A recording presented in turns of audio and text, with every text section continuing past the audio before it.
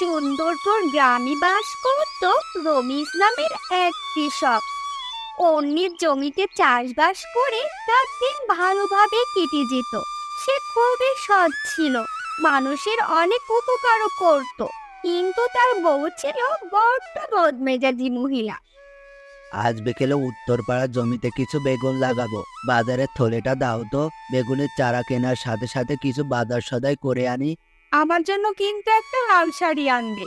কতদিন হলো আমার একটা লাল শাড়ি পরার ইচ্ছা, কিন্তু তুমি তো কিনেই দাও না। যাচ্ছি বেগুনের চারা আনতে, আর তুমি বলছো লাল শাড়ি কিনে আনতে। তোমার তো দেখি আক্কেল জ্ঞান খুবই কম। এক সপ্তাহ আগেই তো মেলা থেকে তুমি শাড়ি কিনে আনলে, আর এখন বলছো লাল শাড়ি আনতে। তোমার তো দেখি খুবই আক্কেল জ্ঞান কম। কি বললে তুমি? আমার আক্কেল জ্ঞান কম?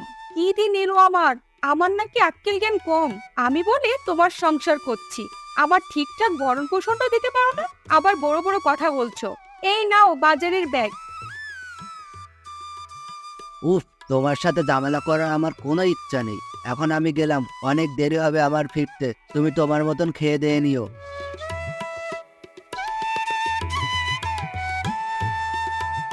না, এই বউকে নিয়ে আর পারা যাচ্ছে না।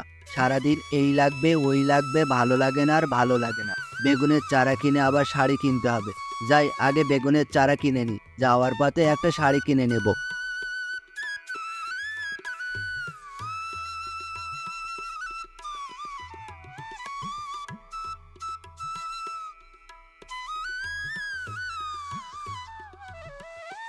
গোপাল ভাই, একটা লাল শাড়ি দাও তো অল্প টাকার মধ্যে। বেশি দামের দেখানো দরকার নেই, অল্প স্বল্পের মধ্যে হলেই হবে। আগের শাড়ির বাকি টাকা তো দিলে না, এখন আবার শাড়ি দিচ্ছ। এইভাবে শাড়ি দিলে তো আমার ব্যবসার একদম লোকসান হয়ে যাবে। ব্যবসার তো একদম 12টা বাজিয়ে ফেলবে তোমরা তো দেখছি। আজ ওই লাল শাড়ির টাকাটা দিয়ে দিচ্ছি, আগামী মাসে লাউ বিক্রি করে তোমার বাকি টাকা শোধ করে দিব। এখন শাড়িটা দাও তো দেখি। লাল শাড়ি তো নেই, তুমি বরং এই কালো শাড়িটা নিয়ে যাও, ভাবিকে খুব মানাবে। সামনের মাসে আমি আবার মোকামে যাব, মোকাম থেকে ভালো ভালো জামদানি শাড়ি নিয়ে আসবো। তখন তোমার জন্য মনে করে আমি এই লাল শাড়ি নিয়ে আসবো। এখন তুমি বরং এই কালো শাড়িটা নিয়ে যাও, ভাবিকে খুব মানাবে।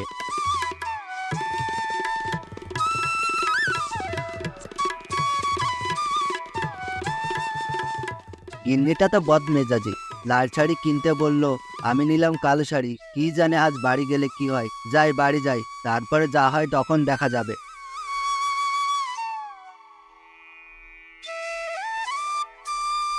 আরে ওইখানে দেখে একটা বুড়ি বসে কাতরাচ্ছে। দেখি গিয়ে কি হচ্ছে। মনে তো হচ্ছে অসুস্থ।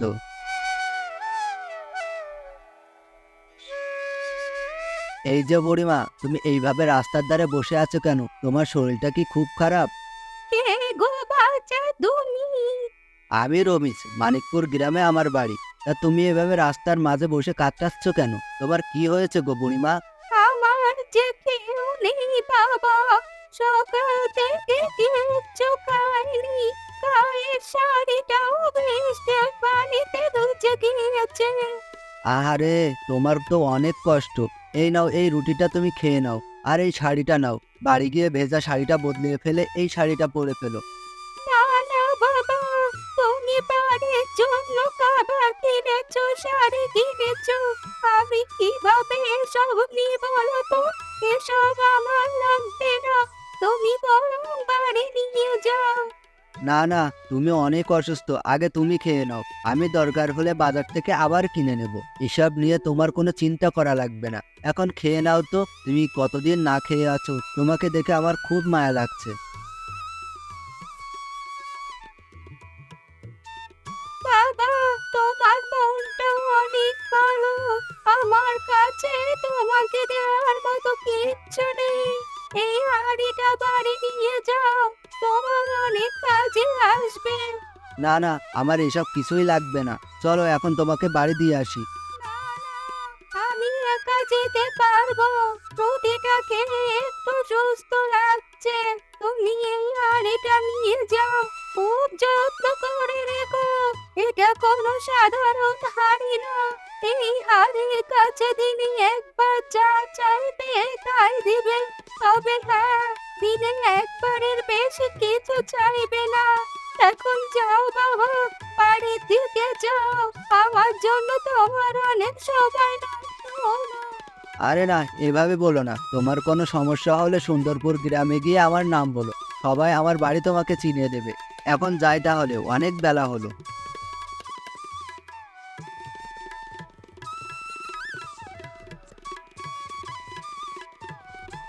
কই, আমার লাল শাড়িটা কি এনেছো?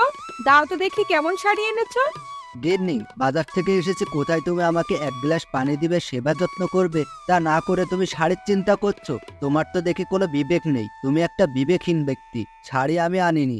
এই নাও, হাঁড়িটা ধরো আর আমাকে এক গ্লাস পানি দাও তো, দিয়ে আমাকে একটু উদ্ধার করো দেখি। এই পুরনো হাড়ি তুমি কি করতে এনেছো? এটাতে আমি কি করব? ভালো লাগে না আমার এসব। এই সংসারে এসেই আমার জীবনটা শেষ। অনেকদিন তো হলো, হাঁড়িটার কথা তো মনেই নেই। দেখি হাঁড়িটার অবস্থা কি, বুড়ির কথা সত্যি হয় কি। এই হাঁড়ি, আমাকে এক হাঁড়ি সোনার মোহর দাও তো। একি একি, সত্যি সত্যিই তো সোনার মোহর দিচ্ছে। সত্যিই তো এটা আজব হাঁড়ি। যাই, গিন্নিকে যে দেখাই, দেখালে গিন্নি অনেক খুশি হবে। ও গিন্নি, দেখো দেখো, এই হাঁড়ির কাছে আমি সোনার মোহর চাওয়ার সাথে সাথে কতগুলো সোনার মোহর দিয়েছে। ওমা, তাই তো দেখছি। এটা তো তাহলে জাদুর হাড়ি। কই দাও তো দেখি। আমি আমার জন্য হিরে মালা, সোনার শাড়ি, রত্নবালা চেয়ে দেখি তাহলে। আমার এগুলো খুব শখ করার। আজ তাহলে এই সুযোগে শখগুলো পূরণ করে নি। না না, আজ আর চাওয়া যাবে না। প্রতিদিন শুধু একবার করেই চাওয়া যাবে। ভুল করেও যেন একবারের বেশি চাইবে না। একবারের বেশি চাইলে কিন্তু অনেক বড় ক্ষতি হতে পারে। তাই তুমি অনেক সাবধান।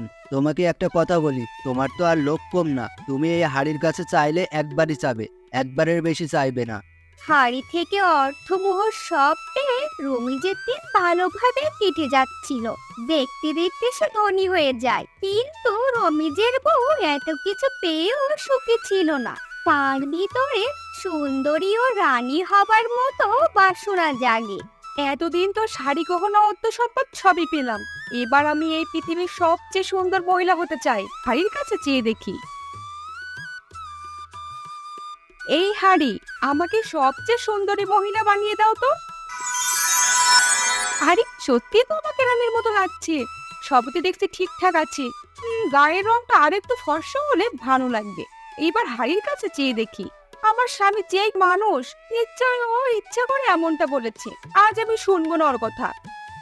এই হাড়ি, আমার গায়ের রংটা আরো ফর্সা করে দাও তো। এ কি, আমার গায়ের রং তো কালো হয়ে গেল। আর আমার সব গহনা কোথায় গেল? এ কি হলো আমার? আমাকে আবার কুৎসিত বানিয়ে দিয়েছো কেন? আমার সব গহনা হঠাৎ উধাও হয়ে গেল কেন? কি হলো গিন্নি, তোমাকে এমন কালো দেখাচ্ছে কেন? কি হাল হয়েছে তোমার? কিভাবে হলো এসব? ওগো, ওই হাড়ি আমাকে এমন কুৎসিত বানিয়ে দিয়েছে। আমার সব গহনাগুলো উধাও হয়ে গেছে। এখন আমার কি হবে? এমনি এমনি তো আর হয়নি। আগেই নিষেধ করেছিলাম এই হাড়ির কাছে দিনে একবারের বেশি কোনো জিনিস চাইবে না, কিন্তু তুমি তো তোমার লোভ সামলাতে পারোনি, এই জন্য তোমার এই হাল হয়েছে। এবার তোমার লোভের ফল তুমি ভোগ করো। তুমি কিছু একটা করো। এই পিছিয়ে চেহারা নিয়ে আমি কিভাবে মানুষের সামনে যাব? সবাই যে ছি ছি করবে। আমার করার কিছুই নেই গিন্নি। আমি তোমাকে নিষেধ করে দিয়েছি, কিন্তু তুমি আমার কোনো কথা শোনোনি। এখন তুমি তোমার লোভের শাস্তি ভোগ করো। আমি আগেই তোমাকে সাবধান করেছিলাম, কিন্তু তোমার লোভ তোমাকে আর শেষ করে দিল।